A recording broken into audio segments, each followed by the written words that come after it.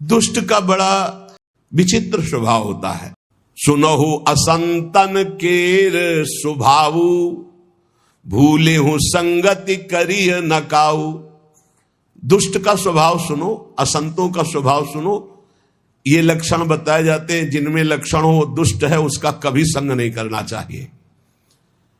तिनकर संग सदा दुखदाई, जिम कपिलहि घालई हरिहाई। जंगली गाय सीधी गाय को जैसे मार डालती है, ऐसे दुष्ट पुरुषों का संग, जो साधु स्वभाव के जन होते हैं, उनकी हानि कर देता है। ऐसे दुष्ट पुरुषों का कभी संग न करे। खलन हृदय अति ताप विसेखी, जरहि सदा पर संपत्ति देखी। ये दुष्ट लोगों का एक स्वभाव होता है, वो दूसरे को सुखी देखकर, संपत्तिवान देखकर इनके हृदय में बड़ी जलन पैदा होती। दुष्ट का स्वभाव होता है कि हम भले भूखे रह जाएं लेकिन इनको नहीं खाने देंगे। वो बड़ा दुष्ट इसीलिए, उसकी भी महिमा है अपनी, दुष्ट की दुष्टता की महिमा है, साधु की साधुता की महिमा है। तो जरहि सदा पर संपत्ति देखी, जहां कौ निंदा सुनई पराई, हर सई मनो परी निधि पाई।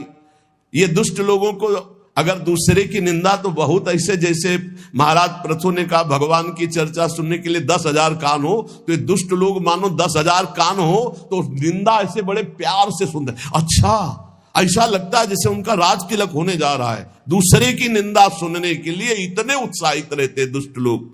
काम क्रोध मद लोभ परायण, ये कामी, ये क्रोधी, ये अहंकारी, ये लोभ परायण होते हैं दुष्ट लोग। निर्दय कपटी कुटिल मनायन, इनके हृदय में दया नहीं होती है, बड़े कुटिल स्वभाव के, बड़े कपटी होते हैं। और मलायन, ये पाप का घर होते हैं। बयरु अकारण सबका हुसो, कोई किसी से उनसे मतलब न रखे तो भी वो उससे झगड़ा करेंगे, अपनी तरफ से बैर करेंगे। ये लक्षण है दुष्टों के। और जो कर हित अनहित ताहु सो, जो उनका हित करे उसका भी वो अनहित कर देंगे, उसका भी वो बिगाड़ देंगे पक्का। ऐसे दुष्टों से दूर रहे।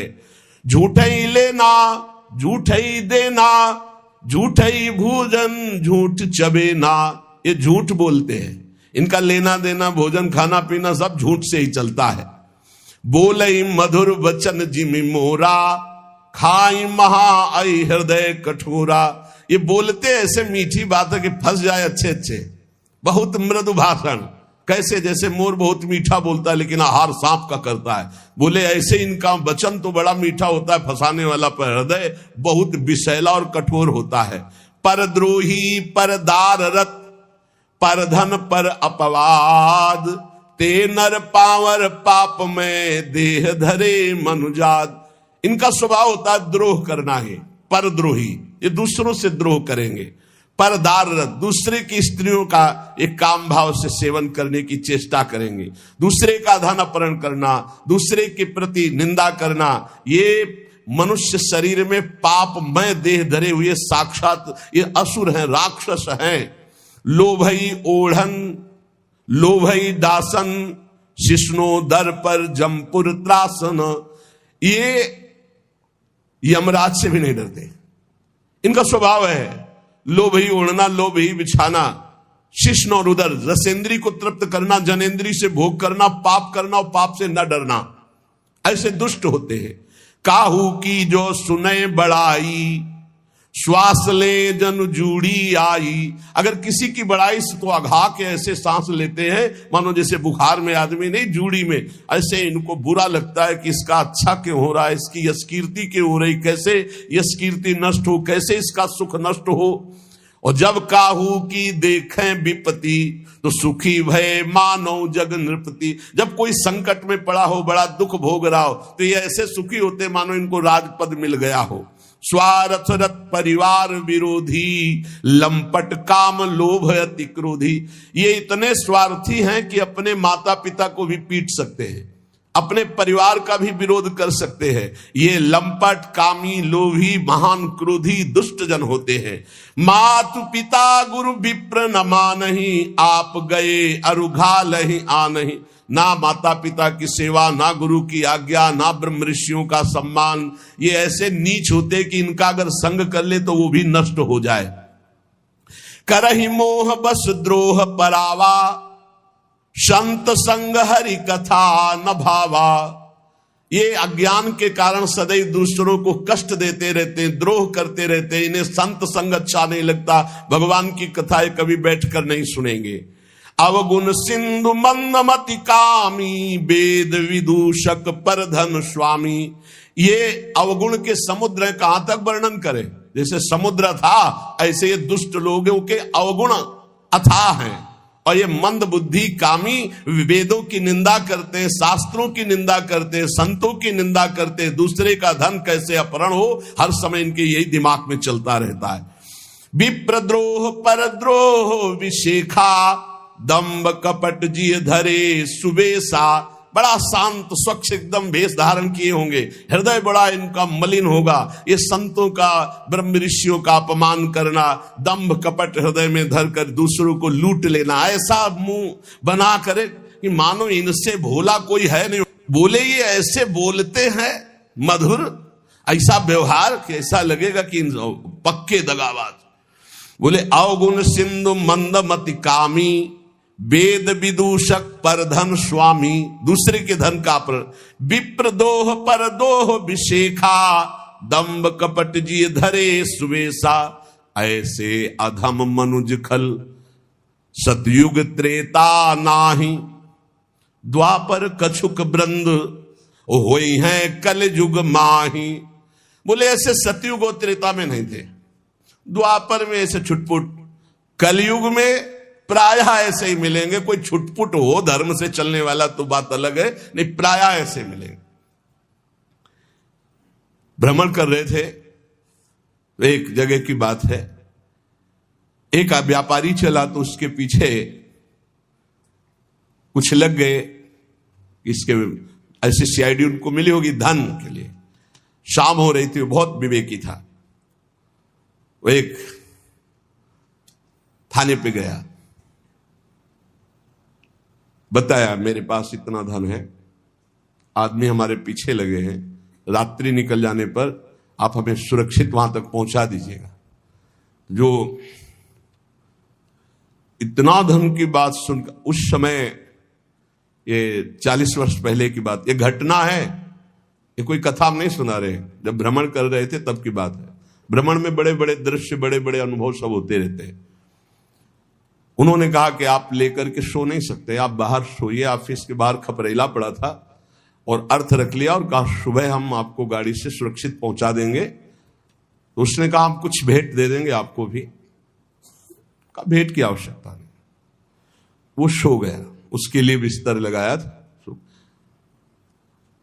जहां 10 बजे रात्रि के तो बड़ा भारी पीपल का वृक्ष था, उसमें जाके चढ़ के, बहुत प्रवीण था वो। और मदिरा का पान किए उसका लड़का आया तो सोचा कौन खुलवावे ऑफिस। बाहर देखा तो बोले पता नहीं आज पापा ने बाहर क्यों सैया लगाई, बस लेट गया और ऊपर चादर ढक करके सो गया। और रात्रि में जो विधान होना था वो विधान हुआ, गायब, पूरा सिस्टम गायब, हत्या करके उसको गायब बिल्कुल। क्योंकि कोई उस समय सीसी कैमरा या मोबाइल भी नहीं चलते थे, न मोबाइल चलते थे न सीसी कैमरा। अब तो रोज का रोज आधुनिकता बढ़ती जा रही। सुबह हुआ, पेड़ से उतरा और जो वहां के थे ऑफिस, उनको साथ लिया कि आप हमारे साथ रहिए। और गए, बोला सर पैसे, होश उड़ गए। तू कहां था? बोले सर पीपल के ऊपर था। बोले वो आपका कोई आदमी होगा, वो आके सो गया था। और पूरा दृश्य हमने देखा है। उनके हक से हुआ कि वो तो मेरा ही लड़का था। सर पैसे, अपना पुत्र खोया, अपना पद खोया, जीवन भर के लिए कारावास हुआ, केवल पर धन स्वामी, दूसरे के धन का अपहरण करने की वृत्ति। बोले ऐसे सतयुग त्रेता में नहीं होते थे। द्वापर में कबूतर शरण आ गया तो उसके लिए अपने पूरे शरीर का मांस दे दिया। और यहां शरण में आए हुए कि हत्या करके धन अपहरण की बात। बोले कलयुग में ऐसे बहुत होंगे, बहुत सावधानी की। तो ऐसा ही था वो नवाब दुष्ट स्वभाव का। अब उसके यहां भेजा रसिक मुरारी जी को कि आप जाओ दुष्ट के पास। रसिक मुरारी जी जे भी चले तो उनके जो शिष्य जन थे उनको बड़ा भय हुआ। रसिक मुरारी जी के शिष्य जो थे वो नवाब की ही सेवा में कुछ पदरत थे, मुनीम जिसे कहते हैं, मुंशी मुनीम आदि पदों पे। उन्होंने देखा कि गुरुजी जा रहे हैं तो भारी अपमान कर देगा गुरुजी का, हो सकता है जान पर भी बात आ जाए, मरवा डाले। अधिक प्रीति मन भाव संदेहा, जब अधिक प्रेम होता है तो फिर महिमा भूल जाई जाती है, लगता है इनकी रक्षा हो। बहुत प्रेम में बहुत एक अद्भुत महिमा होती है कि वो ज्ञान का अपहरण कर देता है। ईश्वरी महिमा का याद नहीं, अगर ईश्वरी महिमा रहेगी तो प्रेम में बाधा पड़ जाएगी। प्रेम में सिर्फ हमारे प्रीतम, हमारे गुरुदेव, इनकी रक्षा होनी चाहिए। रसिक मुरारी जी ने उन लोगों से कहा तुम डरो मत। तो उन्होंने कहा कि सब कुछ बिगड़ जाएगा प्रभु, मैं जानता हूं वो भारी दुष्ट है और आप अगर वहां गए तो ऐसा कुछ करेगा जो हम सह नहीं सकते। उन्होंने कहा संतों की चरण सेवा की है, गुरुदेव की सेवा में जा रहे हैं, वैसे तो अमंगल होगा नहीं, अगर हमारे प्राण भी निकल जाए तो मंगल ही होगा, मुझे अपने गुरु की सेवा में कदम पीछे नहीं हटाना। तो उन्होंने कहा कि 2-4 दिन आप रुक जाइए, बात हम सब संभाल देंगे, 2-4 दिन आप छिप जाइए और वहां मत जाइए।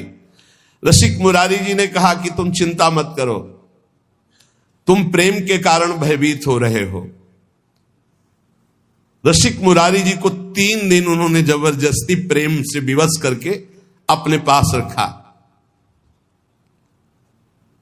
फिर आदेश आया कि सुना था कि रसिक मुरारी जी आ रहे, नवाब का आदेश आया अपने मुंशियों के पास। वो अभी तक हमारे पास नहीं पहुंचे, उनको यह भी पता था कि ये लोग उनके शिष्य हैं। सुनी आए गुरुवर कही ल्याओ मेरे घर देखो, करामात बात यह ले सुनाई है। कहो आनी अभू जाऊं चलो उन्मान देखें, चले सुख मानी आयो हाथी धूम छाई है। छोड़ी के कहार भाज गए ना निहार सके, आप रस सार बानी बोले जैसी गाई है। बोलो हरे कृष्ण कृष्ण छाणो गज तम तन, शनि गयो हिये भाव देह सो नवाई है। जब नवाब ने यह सुना कि 3 दिन तक हमारे भय से इन मुनीमों ने उनकी रक्षा की है, रसिक मुरारी की, तो उन्होंने बुलाया उनको और कहा तुम्हारे गुरुवर आए हैं हमसे बात करने के लिए और अभी तक पहुंचे नहीं, यहां तुमने रोक लिया 3 दिन तक, हमारे पास सब गुप्तचर के द्वारा खबर है, जाओ अपने गुरु को लिवा खिलाओ, मैं देखता हूं कितना करामाती है वो।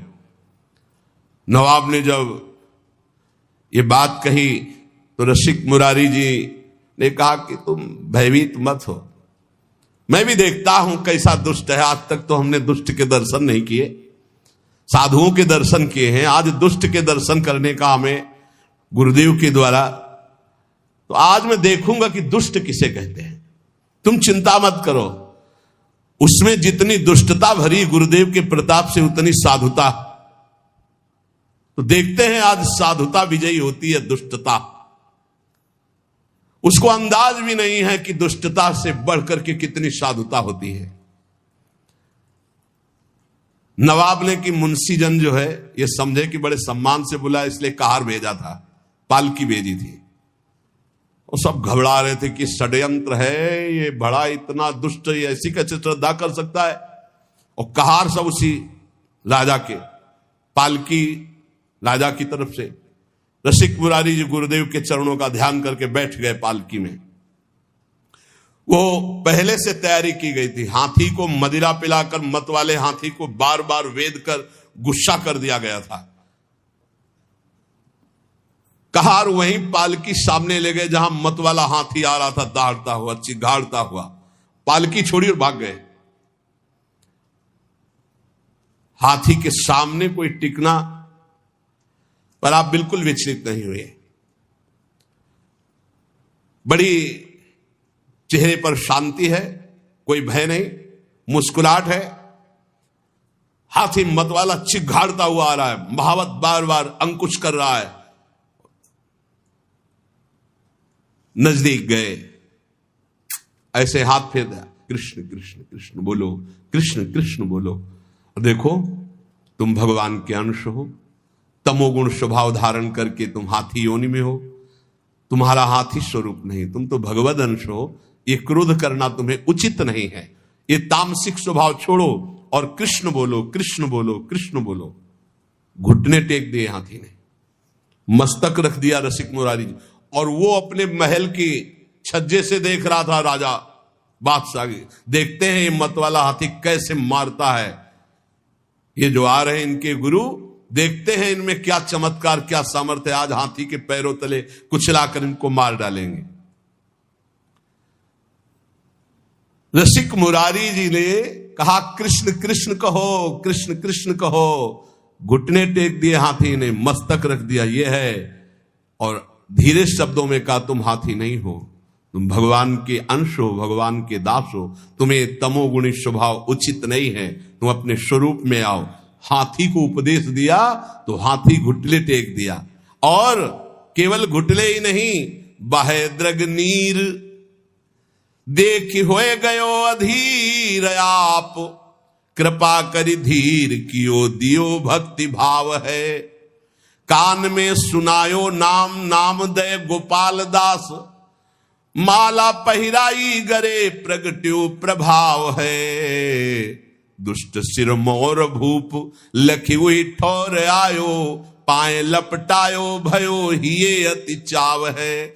निपट अधीन गांव केतिक नवीन दिए, लिए कर जोरी मेरो फल्यो भाग दाव है। रसिक मुरारी जी के चरणों में सर रख दिया उस मत वाले हाथी ने, और अश्रु प्रवाह करने लगा।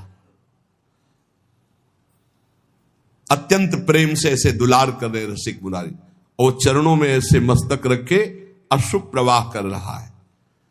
तब आपने भक्ति का उसके हृदय में दान किया, और संतों के पास तुलसी की माला रहती है, तत्काल बड़ी माला जो 108 गले में ऐसे बांध दी, मानो शिष्य बना दिया। कान में भगवान नाम दिया, गले में माला बांधी, और कहा सुनो तुम्हारा नाम गोपाल दास है आज से। मतवाले हाथी को चेला बना लिया। अरे जब मतवाले मन को चेला बना लेते संत जल, तो हाथी क्या है? सबसे बड़ा मतवाला हाथी मन है, किसी की कोई भी अंकुश बात नहीं मानता। गले में तुलसी की माला पहना दी, कान में कृष्ण नाम सुनाया, और कहा तुम्हारा नाम गोपाल दास है। और वो ये सारा का सारा दृश्य राजा देख रहा था। उसे देख करके अब रहा नहीं गया कि ये कोई चमत्कारिक महात्मा है, और कोई जादू तमाशा चमत्कार नहीं था, तो भगवान नाम का बल है। नवाब अब रहा नहीं गया, दौड़ता हुआ आया और श्री चरणों में गिर पड़ा, लिपट गया और कहा मुझे क्षमा कीजिए, मैं संतों का प्रभाव नहीं जानता था, मुझे क्षमा कीजिए। ये संतों के प्रभाव से दुष्टों का भी परिवर्तन हो जाता है। जितनी जमीन जब्त की थी वो तो वापस कर ही रहा हूं, कई गांव की और जो जमीनें हैं राजकीय विभाग के द्वारा अपहरण की, वो भी मैं दे रहा हूं। वो जमीन दी और कई गांव की और जमीन दी, और हाथ जोड़कर बोला कि मेरे बड़े भाग्य उदय हुए, मेरा पुण्य का पाशा पड़ गया, क्योंकि आप जैसे महान संत के दर्शन हुए। गयो चरणों में लिपट करके, रो करके, भाव से। ये देखो परिवर्तन है। संत दरस जिम पातक टरे, सिद्ध संत भगवत मार्ग के शुद्ध भक्ति से युक्त हृदय वाले तो दर्शन मात्र से दुष्ट नवाब की बुद्धि बदल गई। यही संत का चमत्कार होता। लौंग इलायची निकाल देना, नारियल का फल निकाल देना, ये तो जादूगर बहुत अच्छी तरह से कर देते हैं। ऐसे भी जादू देखे, अपने हाथ से गला उतार के ऐसे रखे, गला मुस्कुरा रहा है और वो ऐसे खड़े, अरे भैया कितना बड़ा जादू है। ऐसे ऐसे रुमाल करते, कबूतर उड़ गया, ऐसे करे तो पहले गुलाब का फूल, फिर आग जलने लगी। तो न जाने कितने ऐसे जादू तो जादूगर दिखा देते। संत का जादू क्या है? मलिन मन में भगवान की भक्ति जग जाना। मलिन आचरण करने वाले का परिवर्तन होकर श्री भगवान के नाम रूप लीला धाम में ये संत का चमत्कार जो कहीं नहीं हो सकता, कोई नहीं कर सकता। ये सबसे बड़ा चमत्कार संतों का होता है कि वो मलिन मन को निर्मल बनाकर भगवान में लगा देते। संत दरस जिमि पातक टरहि, संत संग हुआ तो संत संग अपवर्ग कर, कामी भव कर पंथ। संत का संग मोक्ष प्रदान करने वाला। देखो दुष्ट राजा का परिवर्तन हो गया।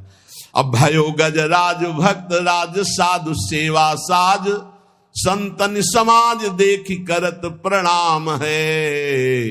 आनी डारे गोनी बन जारन की बारन सो, आए ही पुकारन वे जहां गुरु धाम है।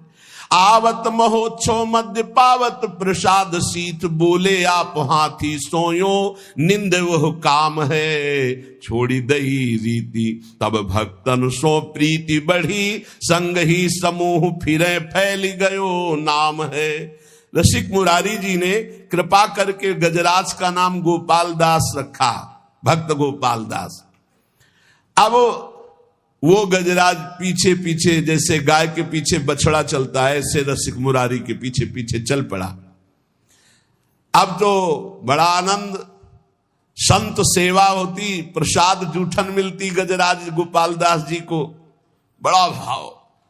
संत समाज जो संतों को देखते थे ही आगे के पैर तोड़कर घुटने के बल होकर प्रणाम करते हैं। वैष्णव है, चेला है रसिक मुरारी जी के, गोपाल दास नाम। जहां किसी संत को देखते बस घुटने टेक देते और माथा रख देते। अब वो बंजारों के यहां बोरे के बोरे चावल दाल आदि लाद कर संतों की जमात में जो लाने होते, तो चलो गोपाल दास सेवा है, संत सेवा। तो बस जितना भी जो कुछ है वो सब लाद करके गोपाल दास के संत सेवा की सामग्री। कैसा जीवन बदल गया, संतों की जूठन पाते हैं और संतों की सेवा में।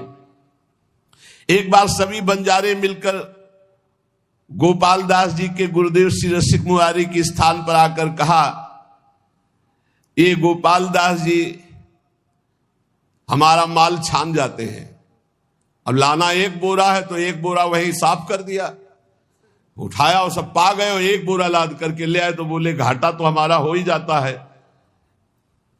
गोपाल दास जी का नियम था कि कभी स्थान में कोई विशेष महोत्सव भोज भंडारा हो, संतों की पंक्ति हो, तो जब सब संत भोजन पाके उठ जाते थे तब आप वहां जाते हो, चाटते थे संतों का शीत प्रसाद। कितना सौभाग्य हो, भाग्य। रसिक मुरारी जी ने कहा कि देखो तुम वैष्णव हो गए हो, सब तुम्हारे आचरण ठीक है, लेकिन एक आचरण गलत है। तुम जो वहां लेने जाते हो उतने लिया करो, तुम ज्यादा दूसरा बोरा का अन्न क्यों खा जाते हो? और एक तो अमनिया है, वैष्णव को अमनिया नहीं खाना चाहिए। तुमको आज से अमनिया नहीं खाना और ऐसे नहीं लेना, जब तक मिले ना प्रसाद तब तक नहीं पाना। गोपाल दास जी ने उसकी समझ में आ गया। श्री रसिक मुरारी जी ने कहा, बेटा जबरदस्ती कुछ भी खाना है पाप है। वैष्णव का ऐसा नहीं संस्कार होता है कि किसी के खेत में गए हो, किसी की दुकान से सामान, ऐसा नहीं। गोपाल दास जी ने घुटने टेक करके ऐसे गलती मानी कि मानो क्षमा कीजिए गुरुदेव, आगे से कभी ऐसी गलती नहीं होगी। अब तो संत सेवा में और भगवत उच्छिष्टामृत में बड़ी रति हो गई गोपाल दास जी की, जो हाथी गजराज थे। सब संत इनको खूब दुलार करते। चलो गोपाल दास आज वहां चलते, सूंड में चढ़ाया, पीठ में बैठा लिया, संत सेवा घुमा घुमा के। और संत भी बड़े मौजे, 5-5, 10-10 संत बैठ जाते, गोपाल दास जी घुमा रहे। कितना सौभाग्य प्राप्त हो रहा है। गोपाल दास जी का संत सेवा का बड़ा चाव, जैसा संत आदेश करते वैसा ही करते। ये कोई बड़े भाग्यशाली जीव होंगे जो ऐसा सौभाग्य प्राप्त हुआ। नहीं, संत सेवा में अनुराग होना बड़ा कठिन है। कोई संत कहते, भाई गुरु भाई गोपाल दास आज फूल गोभी पाने का मन है। गए बाजार में, गए फूल गोभी की तरफ सूंड करते ऐसे, और जब उसकी तरफ देखते तो चाहे श्रद्धा हो चाहे ना हो, बड़ा तिलक लगा रहता था, कंठी बंधी हुई, और जो एक फूल गोभी देता फौरन अपने पास रख लेते, खाते नहीं। जो संत कहते वो मांग के लाते भिक्षा की तरह, दुकान में खड़े हो गए अमुक सामान की तरफ सूढ़ करते तो उसकी हिम्मतें डोल जाती अपने आप, तो उनको जो देते वो ला के संतों को पवाते। यदि कोई जरा सा आनाकानी करता तो जो ही हुंकार मार के सूढ़ ऐसे करते तो हाथ जोड़ के खड़ा हो जाता, सामान ला के संतों को पवा। हाँ, संतों के मुख में जाना है। जैसे हरिपाल जी का चरित्र आता था, भाला लेके खड़े होते थे, जिसको धनी को देखते भाला ऐसे केवल दिखाते थे और सब लेकर के संत सेवा में लगाते थे, संतों को पवाते। आप पिस्तौल दिखाकर मत संत सेवा कर लो।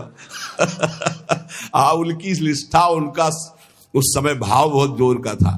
सूंड फुनकार करके फटकार दे देते, डर जाता। कभी गोपाल दास जी से जैसे संत कहते कि हमारा चला फट गया है, लंगोटी कमजोर हो गई, जाते कपड़े की दुकान में सूंड रखते मार्किन में, वो बेचारा कितना दें अब हम, कितना आपको दे, सूंड से ऐसे कह के पूरा बंडल उठाते पीठ में रख करके चले। रसिक मुरारी जी हिसाब पहुंचाते थे और गोपाल दास जी माल लाते थे। हर संत की सेवा, सर्दी का समय है, गोपाल दास जी अपने आप चले गए किसी कंबल की दुकान में, बंडल का बंडल उठाया पीठ में रखा, संतों के पास ले आते। जब रसिक मुरारी जी को पता चलता तो भेंट पहुंचा देते थे। ऐसे कोई संत जो कहता हो खूब प्रसन्नता से गोपाल दास जी कहते, तो संत भी खूब प्रसाद परोसवाते और थोड़ा पाके सब गोपाल दास जी को पवाते। ऐसे दुलार होने लगा। देखो कितना सौभाग्य संतों का उच्छिष्ट मिलता। संत सत 5 7 संग जित जात तित लोग उठी धावे ल्यावे सीधे बहु भीर है। चहु दिस परी हुई सुबह सुनि चाह भई हाथ पे न आवत सो आने को धीर है। साधु एक गयो गहि लयो भेष दास तन मन में प्रसाद नेम पीवे नहीं नीर है। बीते दिन 3 4 जल लय पीवावे धार गंगा जू निहारी मदि तजो यो शरीर है। गोपाल दास जी के साथ बहुत से संतों की जमात थी, जिधर जाते उधर लोग दौड़ उठते। पहला चमत्कार है कि हाथी चेला है रसिक मुरारी जी का, संत सेवा में रहता है। बहुत लोग सीधा सामान सब देते हो, अपने पीठ पर लाद लेते। दर्शन की भीड़ लग जाती लोगों की। चारों दिशाओं में आश्चर्यजनक चर्चा चली कि गोपाल दास जी एक वैष्णव है और संत सेवा में रहते। गजराज बंगाल का सूबेदार, उसको जब पता चला ऐसा चमत्कारी आज्ञाकारी हाथी है तो उन्होंने पकड़वाने के लिए आदमी नियुक्त किए, पर जो नजदीक आता तो अपने स्वरूप में आकर के दंड दे देते, सूंड में फंसा के दूर पटक देते। जान से तो नहीं मारते पर किसी काम का भी नहीं रखते। गोपाल दास जी, हाँ तो जिन मुझ मारा तिन मैं मारे, ये सिद्धांत है। हनुमान जी से पूछा क्यों मारा तुमने? बोले प्रभु सबको देह प्राण प्रिय है, जिन मुझ मारा तिन मैं मारे। जिन्होंने मुझे मारा मैंने उनको मार दिया, इसमें हमारा कोई दोस्त थोड़ी है, सब कोई अपने प्राण रक्षा के लिए ऐसा करता है। वो कौन डिफेंस क्या कहते हैं? हाँ, उसमें कोई दोस्त थोड़ी है। फिर अंग्रेजी वाला शब्द सेल्फ डिफेंस।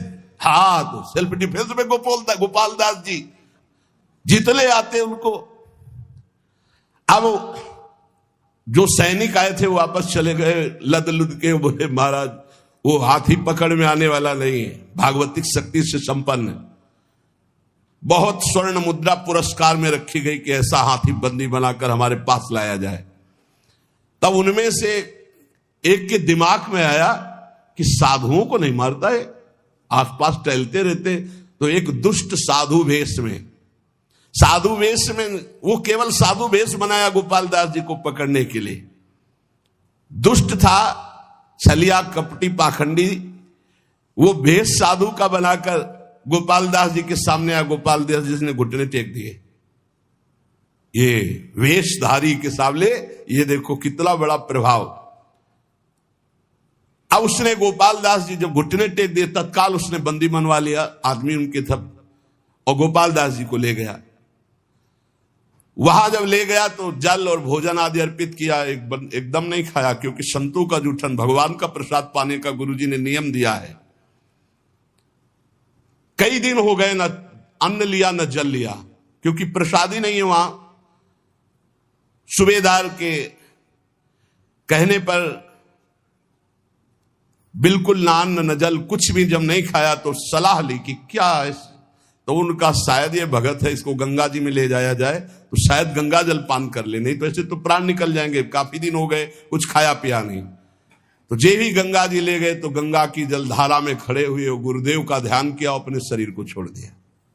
ये गंगा जी में जाकर देखो क्या सदगति हुई, एक कहां तमोगुणी हाथी शरीर और कहां इतनी बड़ी निष्ठा कि गुरुदेव ने कहा कि बिना भोग लगाए अमनिया नहीं पाते, तुम बंजारे के यहां से अमनिया नहीं, ऐसे नहीं पाया।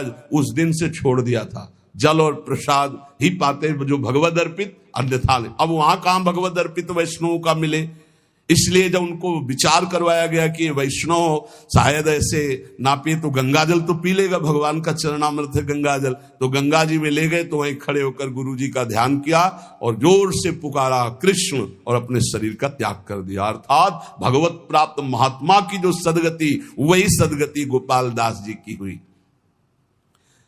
रसिक मुरारी जी के बहुत से ऐसे पावन चरित्र हैं जिन्होंने भक्ति के प्रभाव से अद्भुत दुष्टों की बुद्धि बदली, अद्भुत अद्भुत चमत्कार प्रकट किए। यद्यपि ये चमत्कार स्वतः प्रकट होते हैं, भक्त इनको प्रकट नहीं करता, उसका कोई संकल्प नहीं बनता चमत्कार करने का, पर सूक्ष्म दृष्टि से देखा जाए तो भगवान अपने भक्तों की महिमा प्रकाशित करने के लिए ऐसी लीलाएं करते रहते हैं। तो उपासक को चाहिए गुरु चरण आसक्त होकर गुरु प्रदत्त मंत्र नाम और सेवा में चित्तवृत्ति लगा के इसी जन्म में भगवत प्राप्ति कर ले।